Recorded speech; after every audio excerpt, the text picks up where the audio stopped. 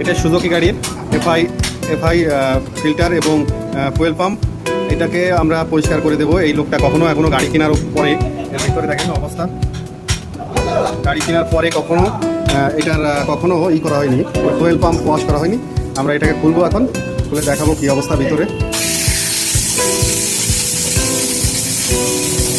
বাবা, এটা প্রচণ্ড ময়লা, কী পরিমাণে ময়লা, প্রচুর পরিমাণে ময়লা, সুতো এদিক সেদিক দিয়ে সব এখানে জড়াই আছে।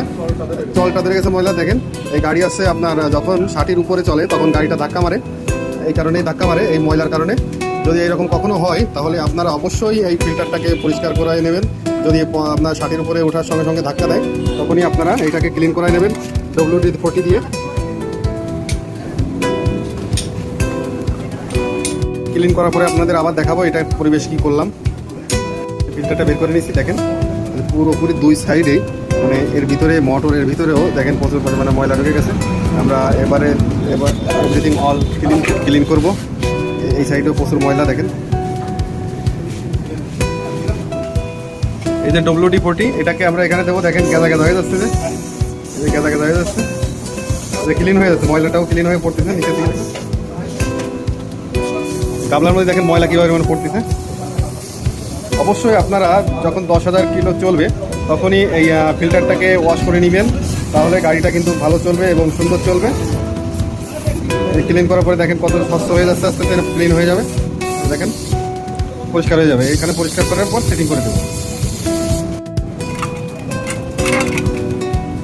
এর জায়গা থেকে এত ময়লা বেরিয়েছে। এখন সবগুলো ক্লিন করা হয়ে গেছে, ফিল্টারগুলো পরিষ্কার করা হয়ে গেছে। আগে কীরকম ছিল, এখন একটু লাল লাল আছে, কিন্তু মানে পুরোটা আসলে পরিষ্কার তো হবে না, এইভাবে করলেই হচ্ছে। সবগুলো ক্লিয়ার হয়ে গেছে, এখন আমরা সেট করব। দেখে শুনে সেট করবেন। এই যে এখানে একটা ছোট্ট রিং মতন প্লাস্টিকের থাকবে, ওয়াশার থাকবে, উপরে একটা রিং অয়েল ছিল, আর নিচেই একটা রিং অয়েল ছিল। এই রিং অয়েল সিলগুলো অবশ্যই খেয়াল রাখবেন। তারপরে দেবেন সেট করে। এটাকে প্রথমে ফিল্টারটা দেবেন, ফিল্টারটা বসাই দিতে হবে, এরপরে ভিতরে দিতে হবে, ভিতরে দিয়ে দিতে হবে।